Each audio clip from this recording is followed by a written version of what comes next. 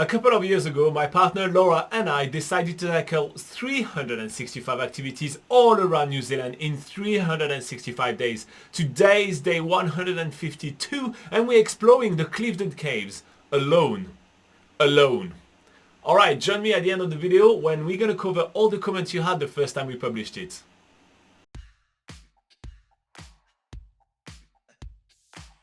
This morning we are leaving the little township of Lumsden to make our way toward Tuatapere, but along the way we are stopping on a field because Laura really wants to take some pictures of cows, but turns out she is a cow whisperer and they are following her, hoping she takes picture of their best profile. For our activity today, we have decided to do a bit of a detour toward the Clifden Caves. This is a cave network located right between Lumsden and Tuatapere, and this is a cave network that you can explore on your own, and that's really awesome because Laura and I never done that before. Armed with a couple of head torches each, some torches in our phones, as well as spare batteries, we make our way into the Clifden Caves. You really need to be prepared for this caving adventure. Also, this cave is prone to flash flooding, either during or after heavy rainfall, so really make sure that you go in during the dry times. With all those disclaimers out of the way, let's begin our caving mission. And pretty much straight away we discovered that the Clifden Caves are a little more adventurous than any other caves we've been in. There's a lot of narrow places to squeeze through. So as you can see, guys, it's not the biggest cave, but hey, we're making our way forward. It works somehow. The Clifden Caves are also one of the 3 places in New Zealand to check out the world famous glowworms. Almost straight away, as soon as we get inside the caves, we get to see a bunch of them right in front of our eyes. It's really important not to move too much so their fishing line don't get too entangled, but it makes for really awesome pictures. The Clifden Caves are definitely an adventure one of a kind. It's definitely much harder than I ever thought to navigate through them. But people have left some really shiny signs along the way that we basically have to follow. As soon as we find one of those reflective signs nailed onto the rock, we just look for the next one and make our way toward it. And there is quite a lot of people in the cave. So we did find a weird creature in the cave. Look at this guy. He has a little colander as a helmet and duct tape. I glow in the dark as well. Following one marker after the other, we continue to make our way through the caves. And there's really a lot to see along the way, starting with the floor of the cave, which has all these potholes which have been created by the floodwaters racing through here, bringing with it hard rock which swirls into the softer rock and forms these dips and holes in the floor. But the most impressive rock features are the limestone formations. There's all these stalactites and stalagmites and teeth-looking formations hanging from the ceiling. These have been formed by acidic groundwater which has seeped through the ground into the caves, dissolving the calcium carbonate to form these amazing rock features. We are trying really hard not to touch much of the limestone formations because it reacts with the human skin and usually makes them to become a bit more dark and it basically stains them. It's just, we like to leave places as beautiful as we arrived and saw them for the next people. Maneuvering ourselves through the caves is really fun. I did not expect to find such a small cave right here, but we have to crouch, we have to pass water bodies, and we have to squeeze ourselves even in very narrow passage. Almost every single time we see a marker, it's toward a different challenge. Oh really? I am Penny. Like I said, I'm dumb enough to go into a cave by myself, but I do have 2 sources of light. We just met Penny, who got a bit scared from the challenging pool section up ahead. So she decided to backtrack in the caves and we bumped into her and offered for her to come and tackle this challenge with us. With Penny leading the way, we make our way into some of the larger rooms of the caves. This is where we find the most impressive limestone formations, where there are these huge stalactites and stalagmites seen all over the rooms. It really is impressive, and these caves have been formed around 18 million years ago.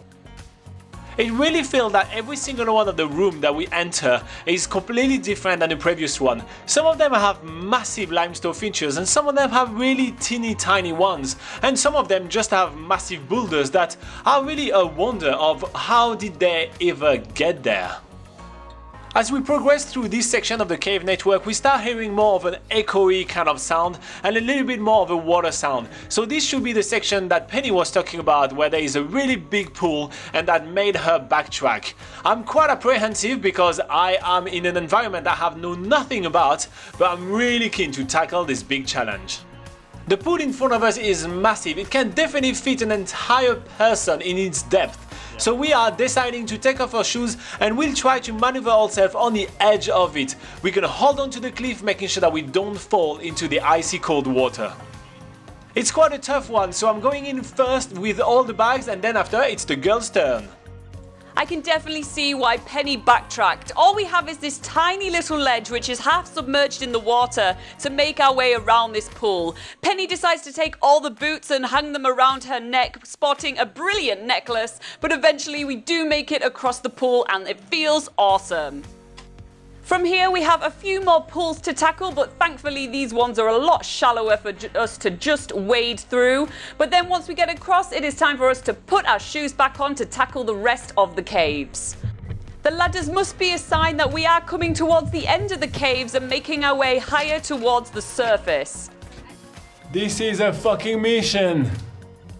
What we are climbing through now are these huge potholes which have been dried out, unlike that huge pool that we crossed over just a moment ago, and this just goes to show how deep that pool would have been.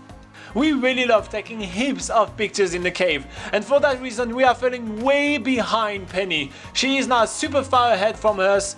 We can't even hear her anymore in the cave, so she must have found the exit already. Speaking of exit, Laura and I have been told that there was 2 extra exits along the cave just for safety reasons, but we couldn't find them, so trampers be aware.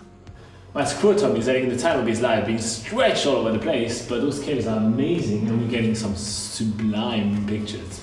So it's totally worth it. Do you want to keep on going, Laura? Yes. If I can. After almost 2 hours in the cave, we feel like surely we're coming to the end of this cave network. Surely it's only meant to take an hour to get through here, but because we've been taking so many photos of this amazing place, we've taken so much time to get through here. But eventually we do see the light of day again, and ta-da! We have made it through Clifden Caves. The sweet, sweet relief of daylight is upon us. I feel ecstatic right now. We made it! After an hour in a cave, we got out from here. And the camper van is just right here. So it's how long of a walk, Laura? Like, I think it's literally about 1 minute. A 1 minute walk back to the camper van. It took us an hour to get through the caves, and it's only about a minute walk back there. Oh, Penny. What is it, Laura? So the lady that we helped in the cave, who was too scared to keep going by herself through the really tough pond section, has left some food for us and a thank you note. And a baggage check could die. That's really cute. Thank you, Penny. Thank you. After that awesome day and awesome surprise from Penny, we are now making our way to Tuatapere, which is the sausage capital of New Zealand. So we make sure we purchase ourselves some Tuatapere sausages for some sausage and mash for dinner here at the Tuatapere Backpackers. We are continuing our Southland journey, which is eventually going to take us to Tuatapere. Tuatapere. Yeah, that's it. So now you're going to keep talking over the top of everything I say. I literally helped you!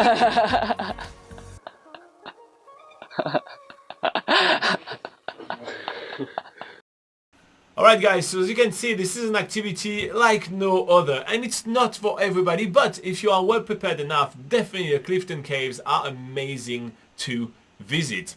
So let's go over the comments you guys had the first time we published it, and the first one was from Scottwise Place, and she said that it was an absolute wonderful experience, which is really happy with, and she also really liked the fantastic gift from Penny, and we did too.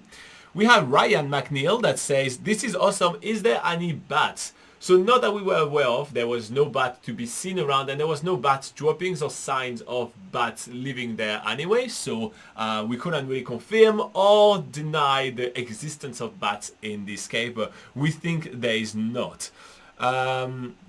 We had Logan that says, thanks for coming to Southland, you are epic humans.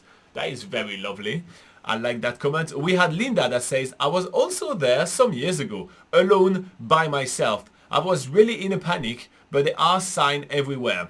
But then there is a big hole and I thought, I will die today. Well, you saw us kind of passing that big hole and all that, and you saw us even meeting somebody a little bit scared in there as well. I know that girl called Penny.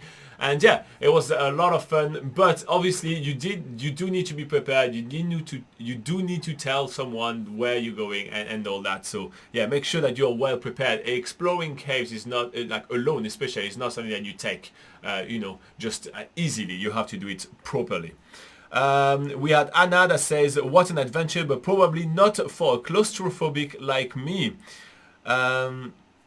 And Ruth that says, those caves are pretty amazing. I wouldn't make it. I just don't like to be in confined spaces. So those two comments are pretty similar. Yeah, those spaces get smaller and smaller as you move forward, and then they get bigger and bigger as you're about to get out. So yeah, definitely, if you are very, very scared of confined spaces, that may not be the best place for you, because also getting back out still requires some skills. Even if it's the way you came in, you still need to pay attention where you're going, find the arrows and all that to not get lost. So I wouldn't go there if there is a risk that you will panic, because there is as much effort getting in that there is to get out. So here you go. But make sure to tell someone your plans, and make sure to join one of our live sessions on Sundays 8 AM New Zealand time, where we can talk about more places like the Clifden Caves. And if you are planning a trip to New Zealand, check out www.nzpocketguide.com. It's New Zealand's largest travel guide and free to use. Have a lovely day. Bye bye.